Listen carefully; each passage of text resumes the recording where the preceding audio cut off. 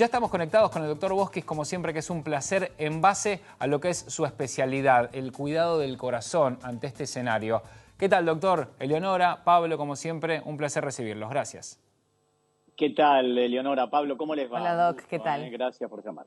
Gracias por estar con nosotros. Bueno, en base a lo que recién estábamos planteando, se genera esta incertidumbre y posteriormente lo que el corazón después empieza a mandar, ¿no? Con los diferentes sentimientos que empiezan a generarse. Así es, así es. Estaba escuchándolos atentamente. Bueno, incertidumbre, ¿no? ¿Qué cosa en estos días? Certidumbre es falta de certezas. Y bueno, ¿qué nos pasa o qué pasa en nuestro cerebro y qué pasa en nuestro corazón cuando vivimos esas situaciones en forma crónica? Mira, les voy a traer algo que es medicina basada en la evidencia. Esto ya fue estudiado. Vos sabés que hay un estudio muy interesante, hay una revista inglesa que publica, se llama Health Economics.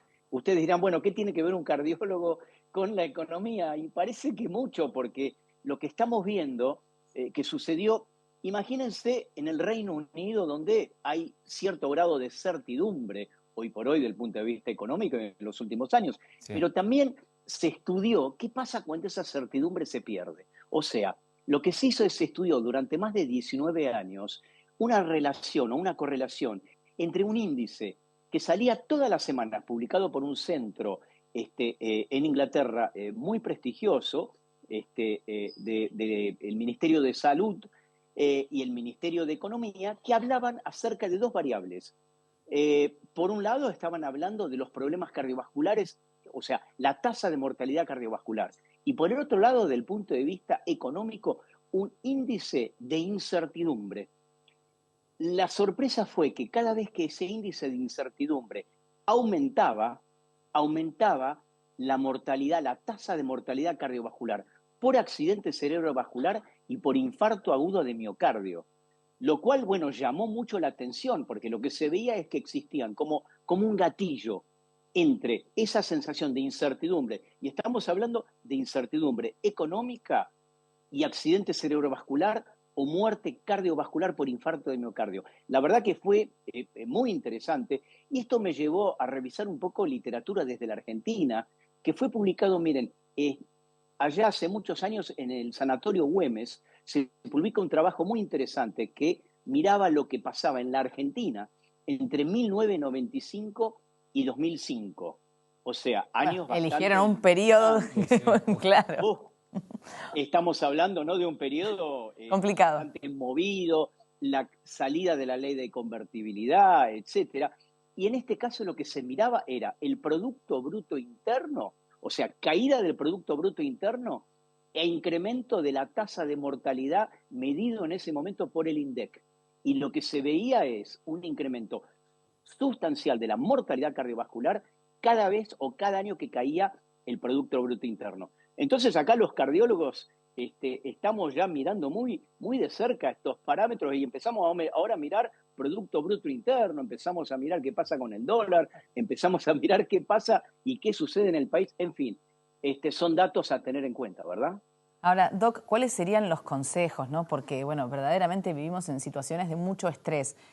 Uno a veces trata de relativizarlo, pero esto de decir, bueno, tenés una semana, en una semana no sabemos qué va a pasar el día después de las elecciones. Entonces, a ver, uno vive con un estrés permanente, sintiendo que tiene que tomar decisiones adelantadas. La gente adelanta consumo y ya está previendo todo lo que puede prever en pos de tener asegurado un algo, vaya a saber uno qué, porque no se sabe qué va a pasar de cara a fin de mes, para lo cual faltan menos de 20 días. ¿Cuáles son los tips, los consejos? No miren tanta tele, no discutan tanto, porque uno tampoco puede vivir en una burbuja, pero involucrarse tanto también estresa, como en una familia, que uno a veces intenta no hablar de ciertos temas en una reunión de amigos, ¿no? Esto de política, fútbol, bueno, cuestiones de las que uno mejor no hablar para no discutir. El tip es alejarse un poco, tomárselo de otra manera. ¿Cómo se hace, Doc? Mira, Elio, esto es muy interesante porque es la típica pregunta, te imaginarás, que tengo en la consultorio. Lógica, de consultorio, de todos los días.